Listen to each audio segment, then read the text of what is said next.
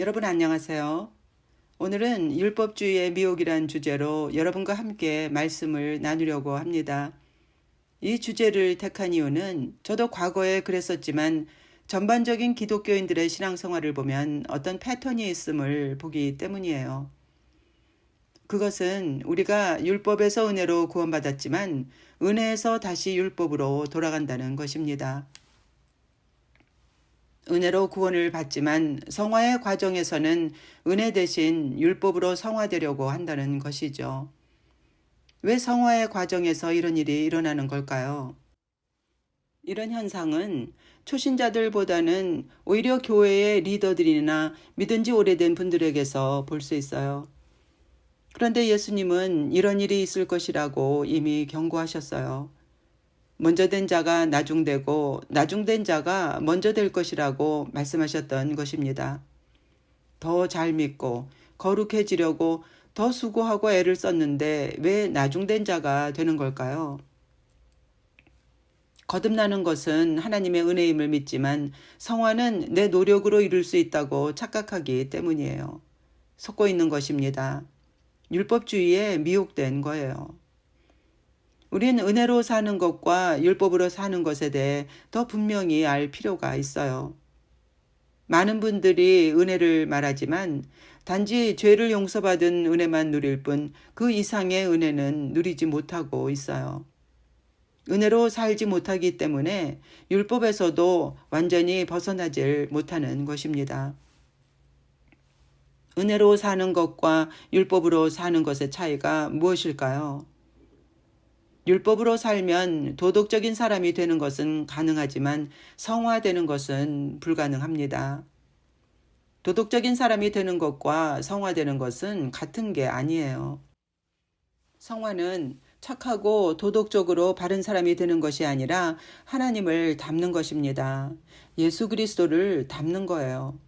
그런데 지금 교회 안에 많은 신자들이 성화되길 원하면서도 실제로는 도덕적인 사람이 되기 위해 애쓰는 종교적인 신앙생활을 하고 있어요.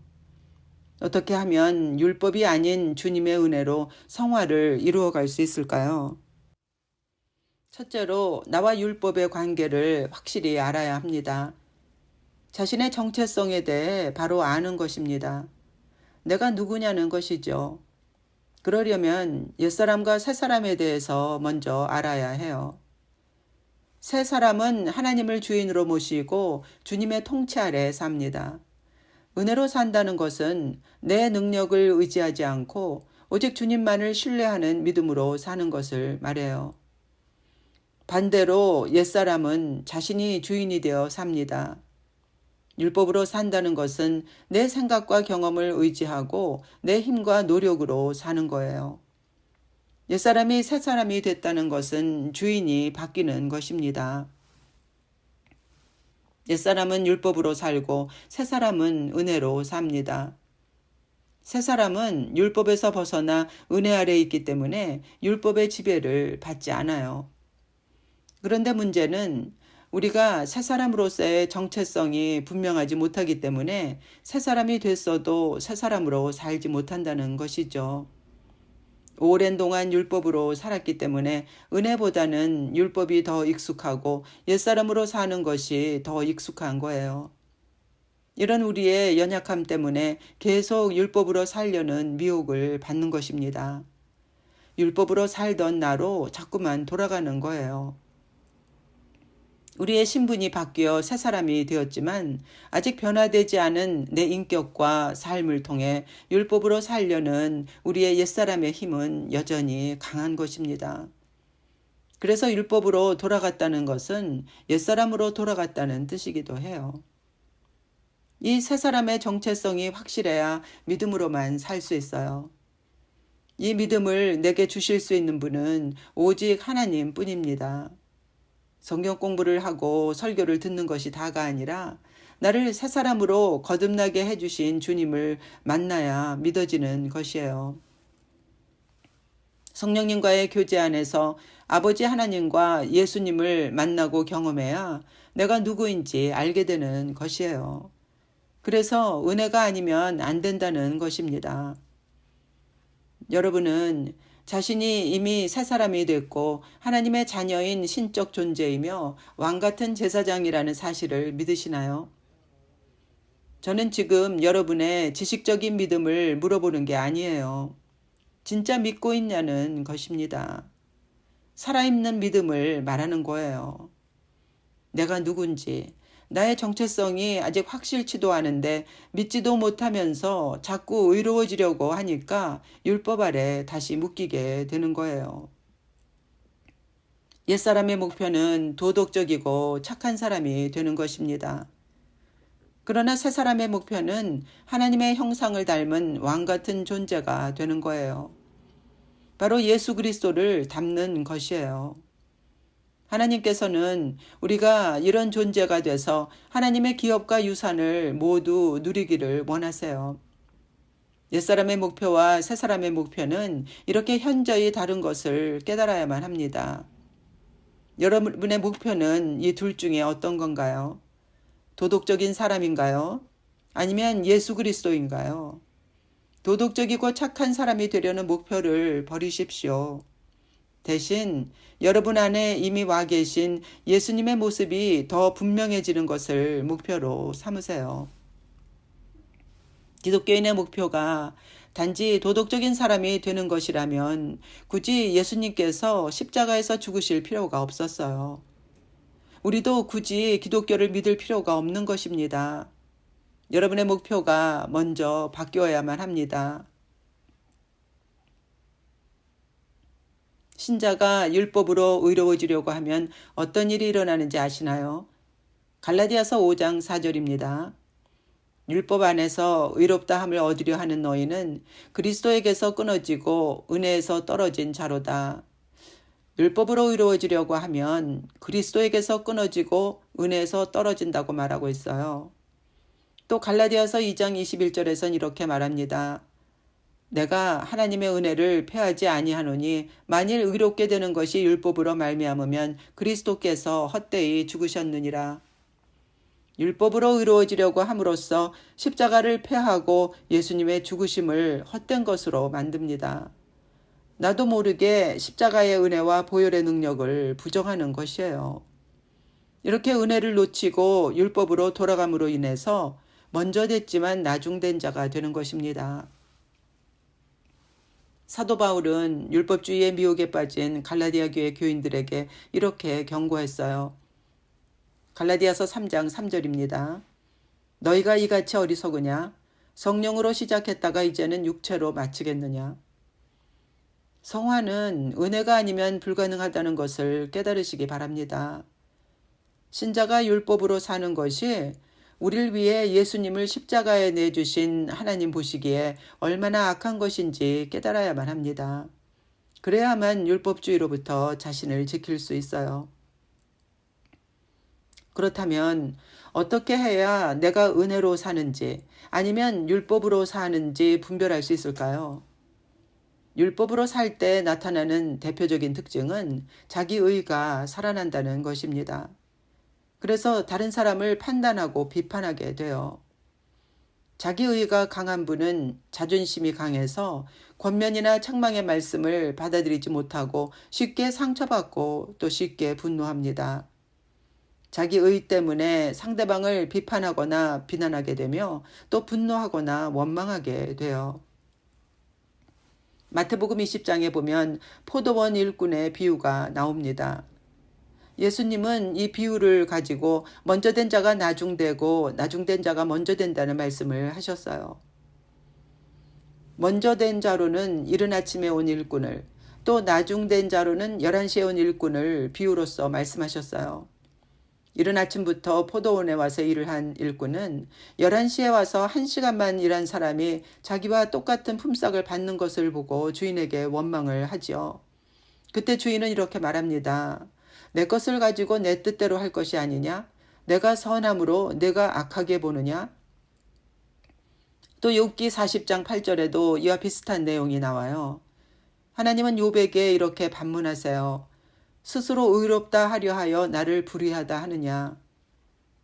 이른 아침에 온 일꾼과 욥은 율법 아래 있는 의인의 모습을 보여줍니다. 자기의가 높아지면 상대적으로 남을 불의하다고 보게 돼요. 나의 의가 기준이 되기 때문이에요. 그래서 다른 사람은 물론이고 만물의 주권자이신 하나님께조차 불평하고 원망하게 돼요. 하나님께 원망하는 것은 그분을 악한 눈으로 보는 것이고 하나님을 불의하다고 생각하는 것입니다. 율법으로 돌아가면 이제껏 주님을 사랑해서 했던 일들이 이젠 당연히 대가를 받아야 하는 것이 되고 맙니다. 그래서 일한 만큼 대가를 바라게 되죠. 이른 아침에 온 일꾼도 그래서 하나님을 원망했어요. 나는 이른 아침부터 와서 고생했는데 왜 이것밖에 안 주냐는 것이죠. 이른 아침에 온 일꾼은 무엇을 놓친 걸까요? 주님에 대한 감사함과 사랑을 놓친 거예요. 주인의 은혜를 놓친 거예요. 이렇게 은혜를 놓치니 대신 자신의 의로운 행위만 보이는 것입니다. 이렇게 은혜에서 벗어나면 예수 그리스도의 의는 놓치게 되고 대신 자기 의를 붙들게 되는 것이에요.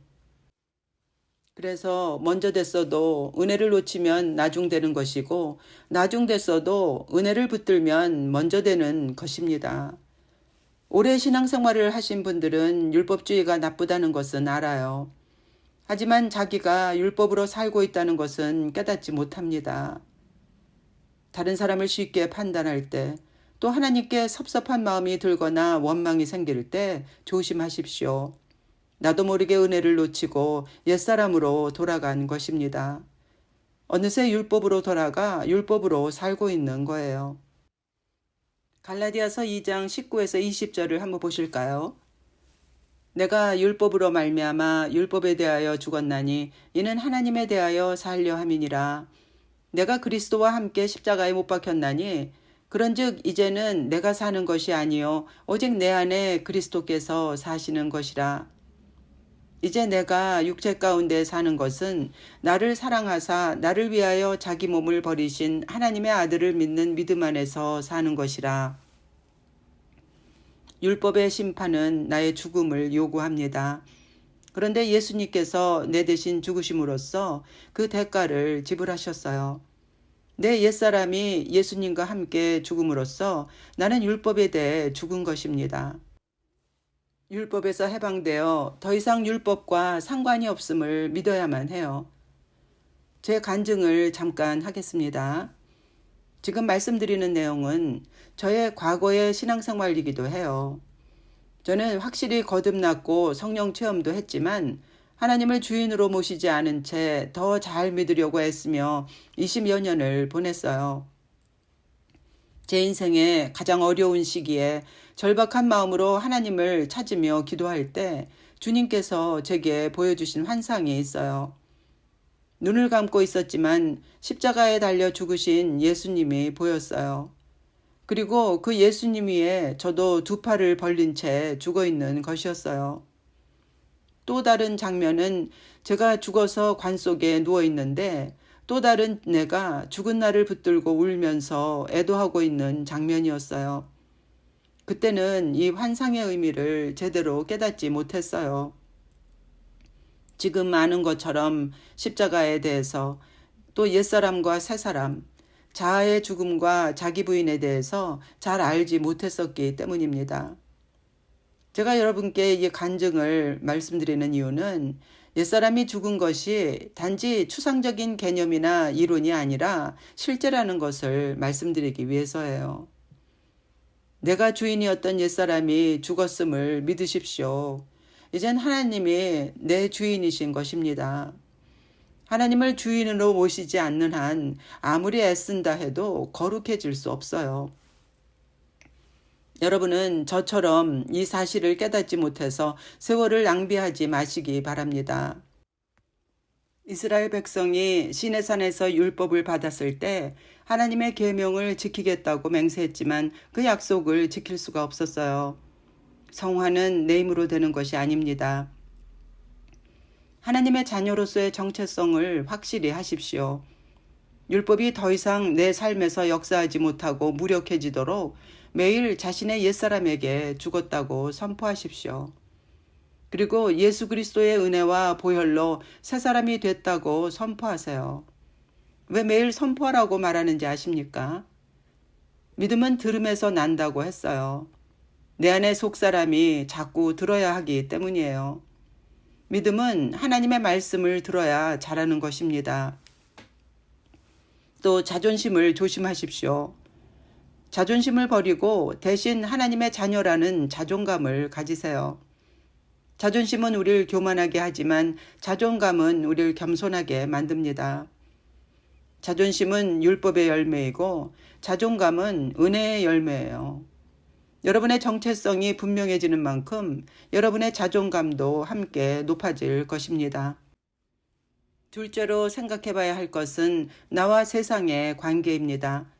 사단이 통치하는 세상은 율법과 밀접한 관계에 있어요.